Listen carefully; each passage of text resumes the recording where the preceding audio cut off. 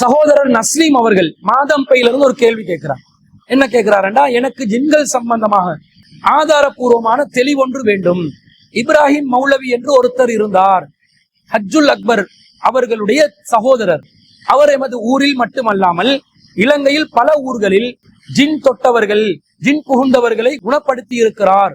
அது மட்டுமல்லாமல் இது போன்ற ஒரு சம்பவம் இஸ்லாஹியா பெண்கள் அரபு கல்லூரியில் ஒரு மாணவிக்கு நடந்துள்ளதாகவும், அவர் இப்ராஹிம் மௌலவி அந்த ஜின்களுடன் கதைத்து ஜின்னை அம்மாணவியின் உடலில் இருந்து விரட்டியதாகவும், பின்னர் அங்குள்ள மனதைரியம் மிக்க மாணவர்களின் முன்னிலையில் அங்குள்ள ஜின்களுக்கு அவர் படிப்பித்ததாகவும் கூறப்படுகிறது. இந்த சம்பவம் மட்டுமல்ல, அவர் இது போன்ற பல சம்பவங்கள் செய்த ஒருவர். எனது கேள்வி என்னவென்றால், ஜின்கள் மனிதனிடம் பேசுமா, உரையாடுமா, மனித உடம்பில் புகுந்து அப்நார்மல் ஆக்டிவிட்டிஸ் செய்யுமா என்று அவர் ஒரு கேள்வியை கேட்கிறார். அதாவது சுருக்கமா என்னன்னு சொன்னா, ஜின்கள் மனிதர்களுடன் உரையாட முடியுமா, அவர்களுக்கு மனித உடம்பில் புகுந்து அசாதாரண அல்லது தீய செயல்களை செய்ய முடியுமா என்பதுதான் அந்த சகோதரனின் கேள்வியின் சுருக்கமாக இருக்கிறது.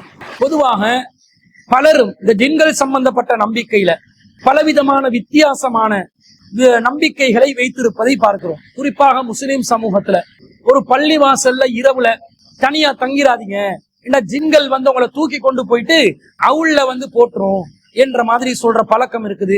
ஜின்கள் உங்களோட உடம்புல மேல உங்களை தீண்டிரும் என்ற நம்பிக்கை.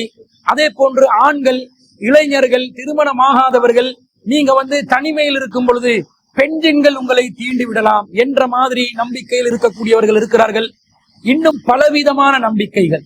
சில பேர் அசாதாரணமான நடவடிக்கைகள்ல ஈடுபடுவாங்க, விசித்திரமான குரல்கள்ல பேசுவாங்க, அவர்களுடைய உடம்புல அசாதாரண ஆற்றல்கள் வெளிப்படுவதை போன்று ஒரு தோற்றத்தில் அவர்கள் காட்சி அளிப்பார்கள். அவர்கள் பலவிதமான கோரிக்கைகள் முன்வைப்பார்கள். மனிதர்கள் அறியாத பல செய்திகளை, பலருக்கும் ரகசியமாக இருக்கக்கூடிய செய்திகளை வெளிப்படுத்துவார்கள். இந்த மாதிரி வினோதமான செயற்பாடுகளை பார்க்கும் பொழுது ஏதோ ஜின்கள் புகுந்து விட்டன, அந்த ஜின்களின் ஆற்றலால் தான் இந்த சம்பந்தப்பட்டவர் இப்படிப்பட்ட அசாத்தியமான விசித்திரமான நடவடிக்கைகளில் ஈடுபடுகிறார் என்று பலரும் நம்பி ஜின்கள் மனித உடல்களுக்குள் புகுந்துவிடும், ஊசலாடும், பல அசாதாரணமான விசித்திரமான வினோதமான செயல்களில் ஈடுபடும் என்று நம்பிக்கை கொள்கிறார்கள்.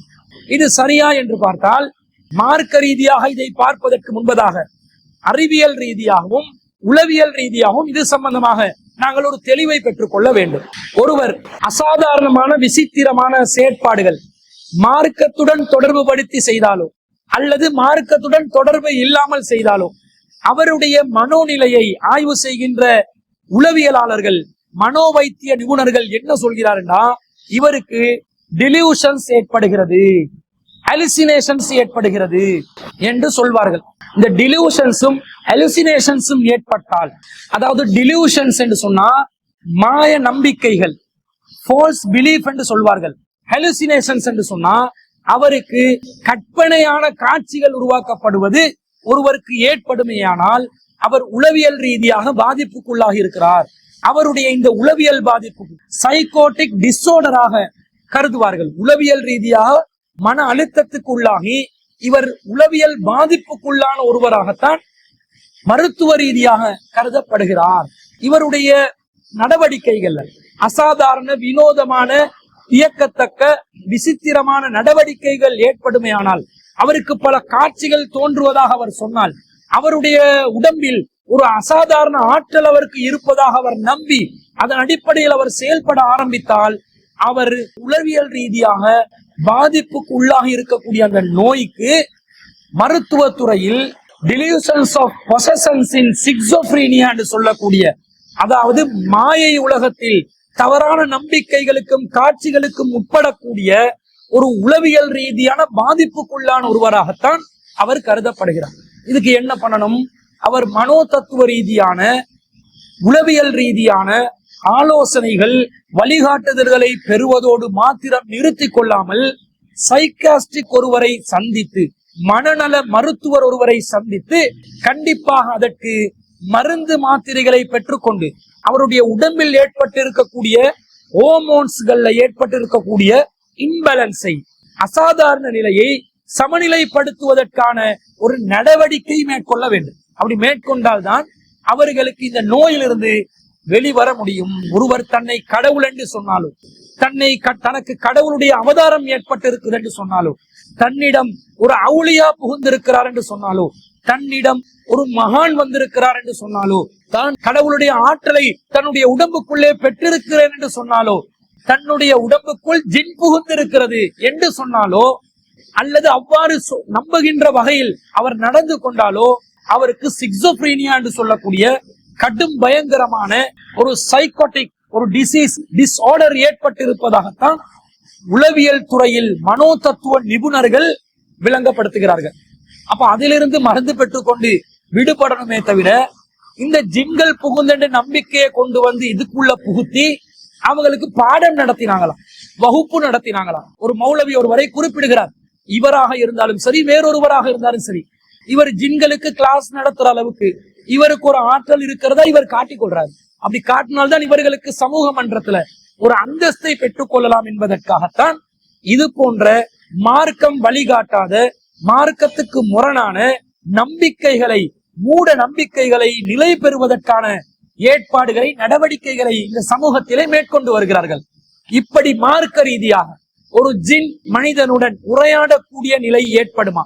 அப்படி ஏற்பட்டால் யாருக்கு மாத்திரம் அந்த அனுமதி இருக்கிறது என்பதை மார்க்க ரீதியாக நாங்கள் ஆய்வு செய்து பார்க்க வேண்டும்.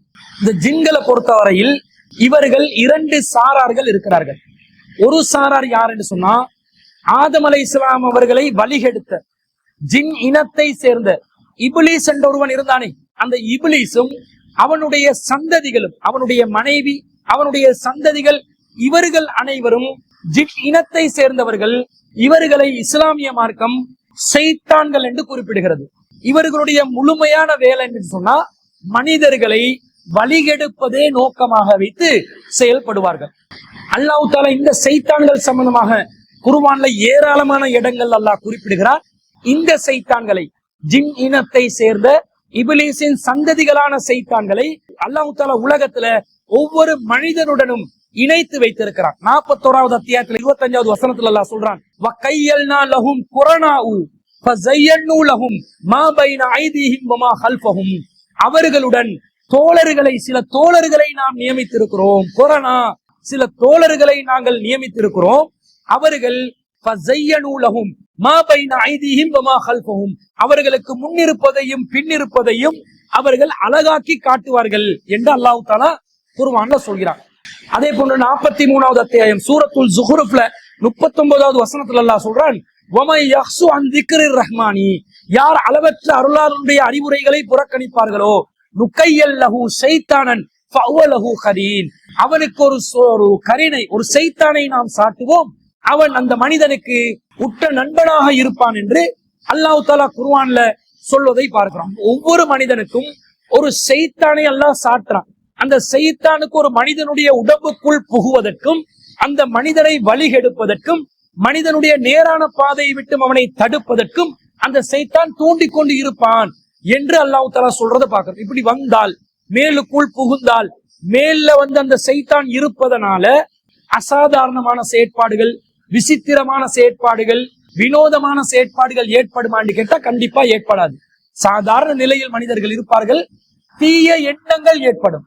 தீய எண்ணங்களை போடுவதுதான் அந்த ஷைத்தான்களுடைய முழு நேர பணியாக அவர்கள் செய்து கொண்டிருப்பார்கள். அல்லாஹ் தஆலா இது குறித்து அல் குர்ஆன்ல சொல்லும் போது, அல் குர்ஆன்ல 114வது அத்தியாயத்துல 5 முதல் 6வது வசனத்துல அல்லாஹ் சொல்றான், அல்லதி யுவஸ்விசு ஃபி சுதூரின் நாஸ், அவன் எத்தகையவன் என்று சொன்னா, மனிதனுடைய உள்ளத்திலே மறைந்து இருந்து கொண்டு தீய எண்ணங்களை ஏற்படுத்துவான்.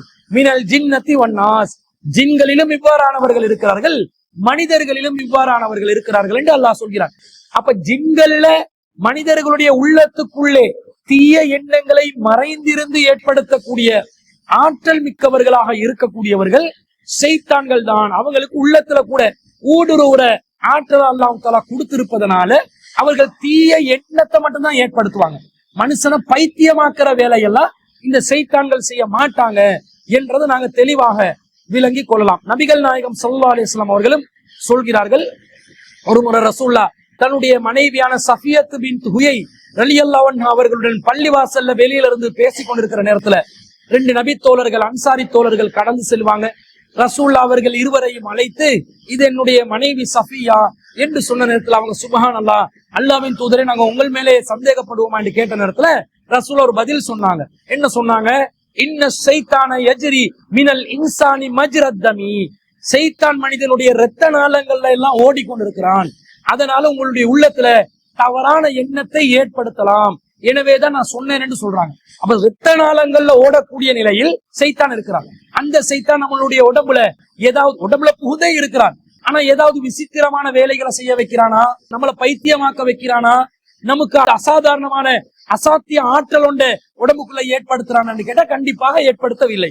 எப்ப ஜின்களின் இடத்தை சேர்ந்த சைத்தான் மனிதர்களுடைய உடம்புக்குள்ளே புகுந்திருப்பதாக இஸ்லாம் சொல்கிறதோ, அந்த ஜின்களுக்கு கூட மனிதனுடைய உடம்புல அசாதாரணமான எந்த செயலையும் ஏற்படுத்த முடியவில்லை என்று இஸ்லாம் தெளிவாக சொல்கிறது. இப்படி இருக்கும்போது இந்த சைத்தான் அல்லாத ஏனைய ஜின்கள் மனிதனுடைய உடம்புக்குள்ள புகுந்து இப்படி விசித்திரமான வேலைகள் செய்வான் என்று நம்புவது எந்த அளவில் இந்த மார்க்கத்துக்கு முரணான ஒரு நம்பிக்கை என்பதை சிந்தித்து பாருங்கள்.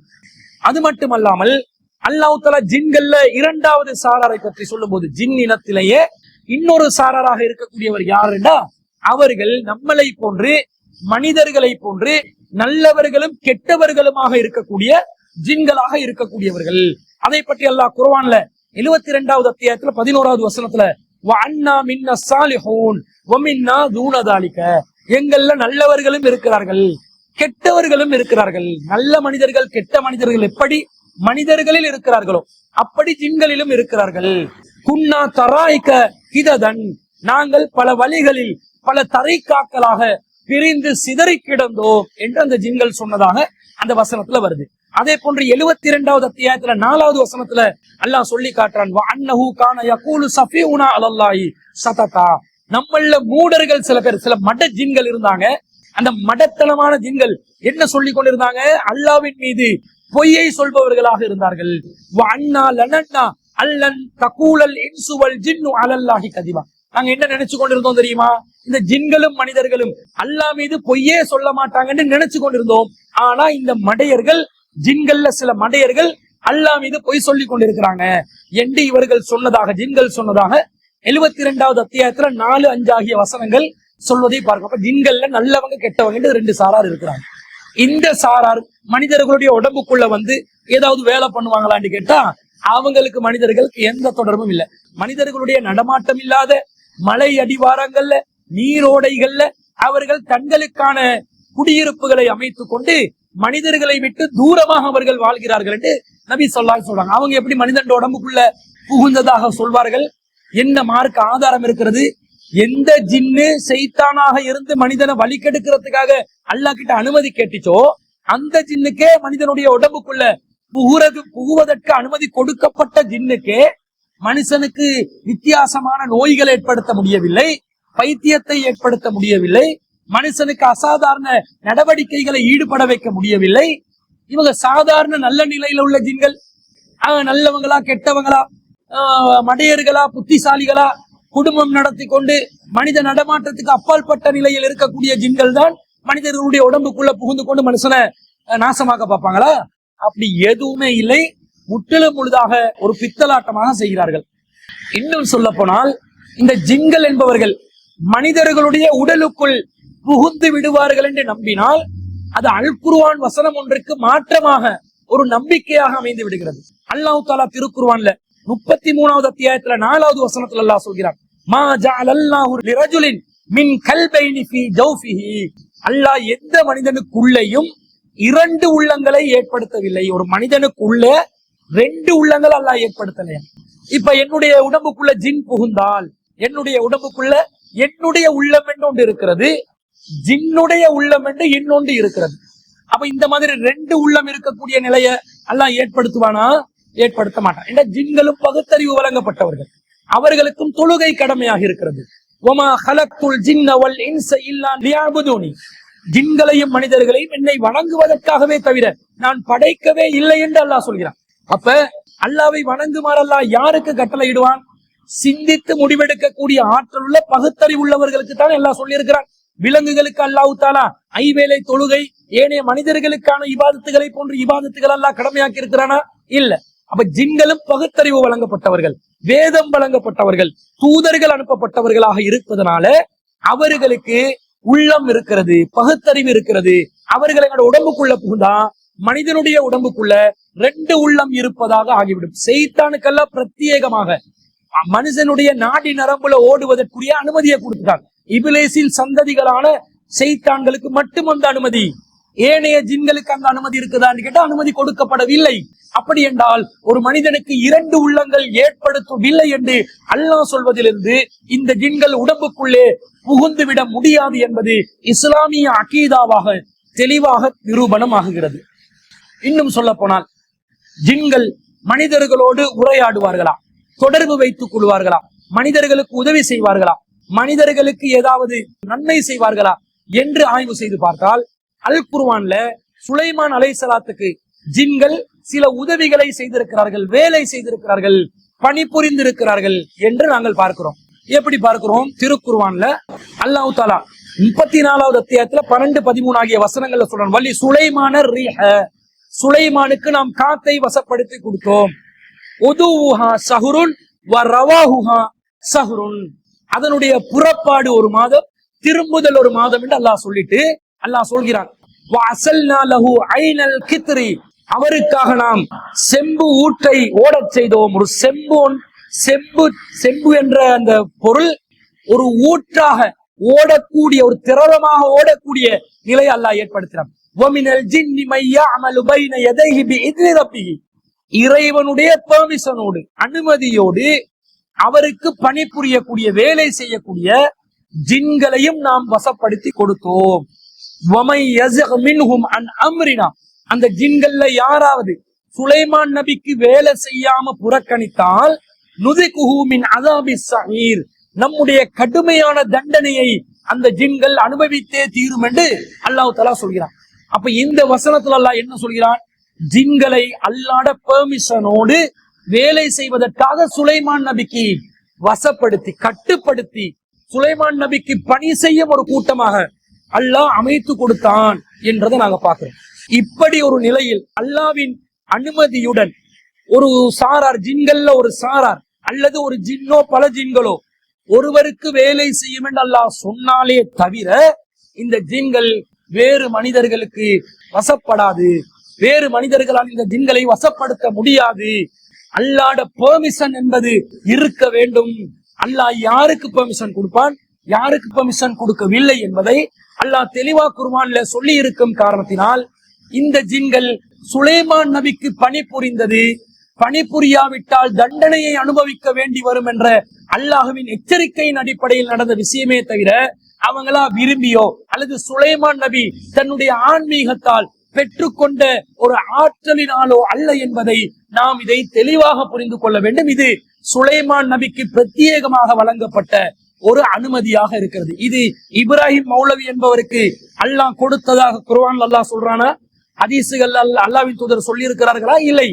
நபி ஸல்லல்லாஹு அலைஹி வஸல்லம் அவர்களே ஒரு முறை அவருடைய தொழுகையை ஜின்கள் தடுப்பதற்காக வந்த நேரத்தில் ரசூலா என்ன செய்தார்கள் என்பதை ஒரு ஹதீஸ் தெளிவுபடுத்துது. ரசூலா சொல்றாங்க, இன்ன ரிஃப்ரீத்தம் மினல் ஜின்னி, ஜின்களில் ரிஃப்ரீத் என்று ஒரு கொடுமையான முரட்டு ஜின் ஒன்று வந்து தஃபல்லத அலையல் பாரிஹத, நேத்து இரவு என்னுடைய தொழுகையில எனக்கு பிரச்சனை பண்ணி கொண்டிருந்தது, குழப்பம் செய்து கொண்டிருந்தது. லியக்த அலைய ஸலாத்த, நான் தொழுகையை தொழாம முறிச்சு கொள்றதுக்காக வேண்டி எனக்கு பிரச்சனை பண்ணி கொண்டிருந்தது. ஃபஅம்கரனி அல்லாஹு மின்ஹு, அல்லாஹ் தஆலா அதன் மீது எனக்கு சக்தி அளித்தான், உதவி செய்தான். அதை கட்டுப்படுத்துவதற்கு, துரத்தி அடிப்பதற்கு அல்லாஹ் எனக்கு உதவி செய்தால் ஃபஅரத்து அன் அர்பிதஹு இலா சாரியத்தின் மின் சவாரியல் மஸ்ஜிதி, என்னுடைய பள்ளிவாசல்ல தூண்களில் ஒரு தூணில் அதை கட்டி வைப்பதற்கு நான் நினைத்தேன்.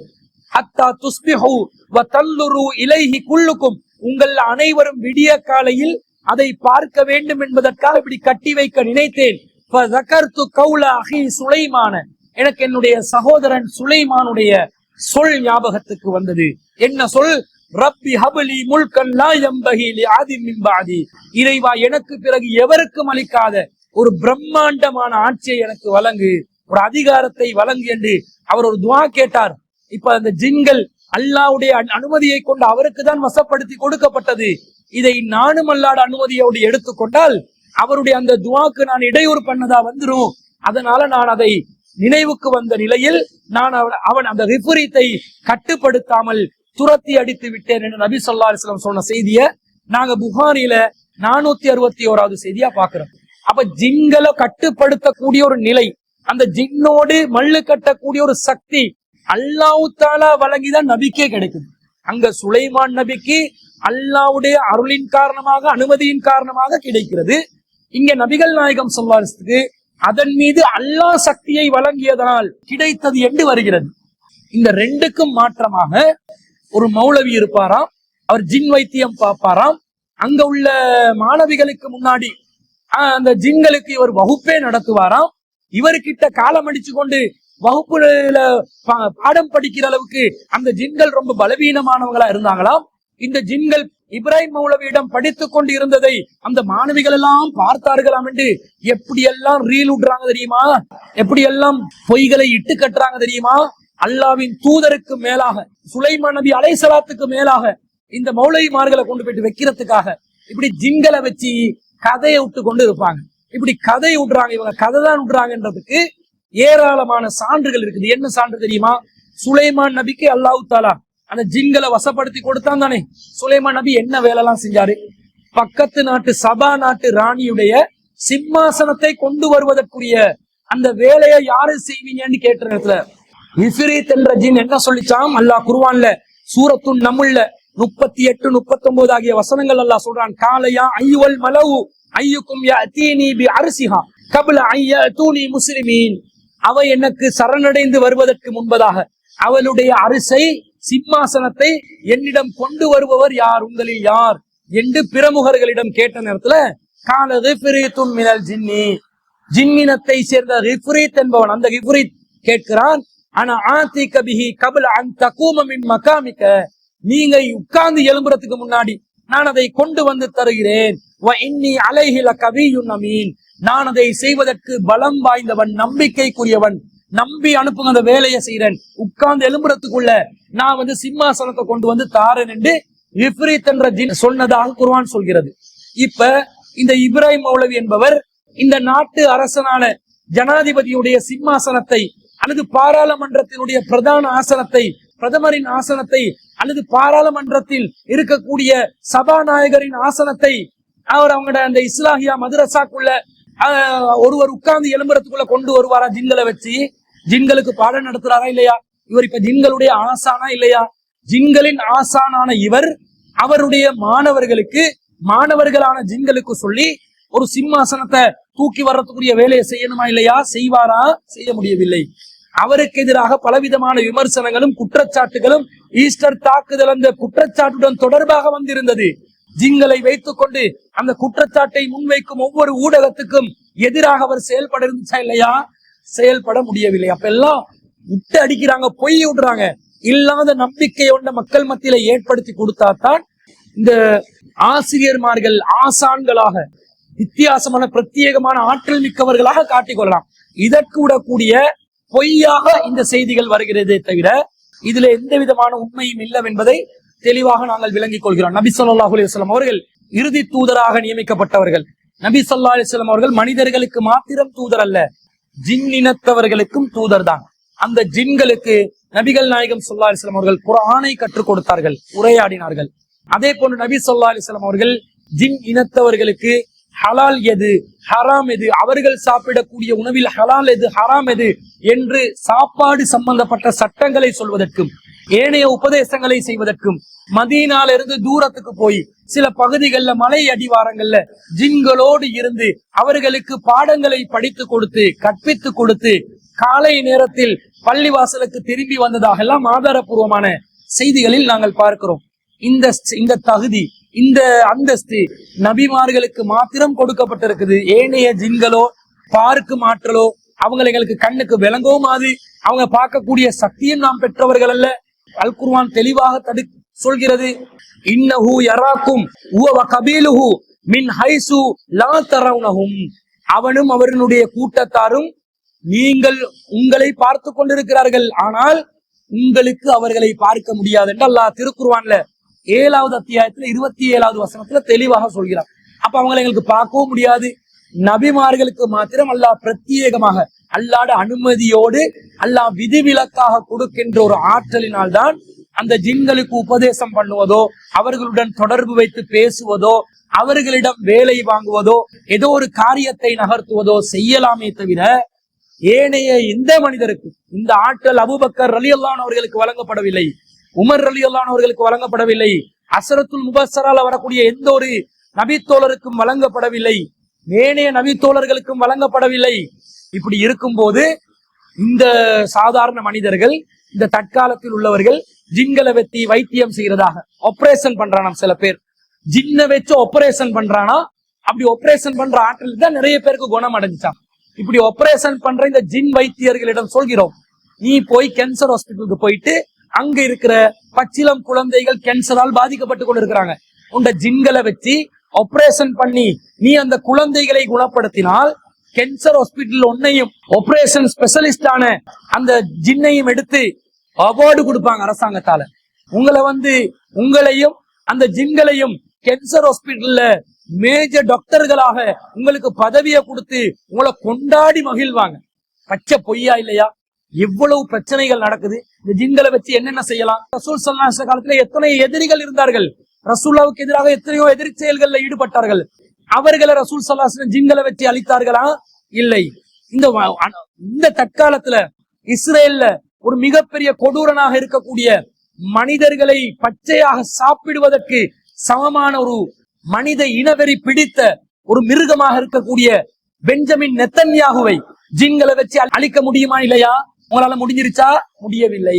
ஏன் ஜின்களை உங்களால் வசப்படுத்த முடியாது என்பதால் நிதர்சனமான உண்மையாகவும் இருக்கிறது. அறிவியல் ரீதியாக ஜின்களால் பாதிக்கப்பட்டவர்கள் என்று சொல்லக்கூடியவர்கள் மருத்துவமனைக்கு சிகிச்சை பெறுவதற்கு அனுப்புங்கள், மனநல வைத்தியர்களிடம் அனுப்புங்கள், உடனடியாக அவங்களோட இம்பேலன்ஸ் ஆன ஹோமோன்களை சமநிலைக்கு கொண்டு வருவதற்கான ஏற்பாடுகளை செய்யுங்க. இந்த மாதிரி அவங்க பொதுமக்கள் தான் ஏமாந்து திரிகிறாங்கடா, அவங்களோட ஏமாத்தத்துக்கு தீனி போடுற மாதிரி மூட நம்பிக்கை வளர்க்கக்கூடிய இது போன்ற ஆலிம்சாக்கள் மார்க்கத்துக்கு சம்பந்தம் இல்லாத, மார்க்கத்துக்கு எதிரான, மார்க்கத்தை வித்து பிளப்பு நடத்தக்கூடிய அல்லது தங்களுக்கு ஒரு பிரத்யேகமான ஆற்றல் இருப்பதாக மக்கள் மத்தியிலே நம்ப வைக்கக்கூடிய ஒரு போலியான பித்தலாட்டமான ஒரு காரியத்தில் தான் ஈடுபடுகிறார்கள் என்பது இந்த சொன்ன செய்திகளிலிருந்து நமக்கு தெளிவாக விளங்கிக் கொள்ள முடியும். எனவே ஜின்களால் யாராலும் உரையாட முடியாது, தொடர்பு வைக்கவும் முடியாது. நபிமார்கள் அல்லாஹ் யாருக்கு அனுமதி கொடுத்தானோ அவர்கள் மட்டும்தான் ஜின்களோடு தொடர்பு வைப்பார்கள். நபிகள் நாயகம் ஸல்லல்லாஹு அலைஹி வஸல்லம் அவர்கள் இறுதி தூதர் என்பதனால், ஜின்களுக்கும் நபியாக அனுப்பப்பட்டவர்கள் என்பதனால குர்ஆனை கற்றுக் கொடுப்பதற்கும் சட்டங்களை கற்றுக் கொடுப்பதற்கும் மாத்திரம் ஜின்களை நபிகள் நாயகம் ஸல்லல்லாஹு அலைஹி வஸல்லம் அவர்கள் சந்தித்து பேசி உரையாடி இருக்கிறார்களே தவிர இந்த ஆற்றல் வேறு எவருக்கும் வழங்கப்படவில்லை என்பதுதான் இஸ்லாத்தின் அடிப்படை அகீதா சார்ந்த நம்பிக்கையாக இருக்கிறது என்பதை அந்த சகோதரர் கேட்ட கேள்விக்கு பதிலாக நாங்கள் பதிவு செய்து கொள்கிறோம்.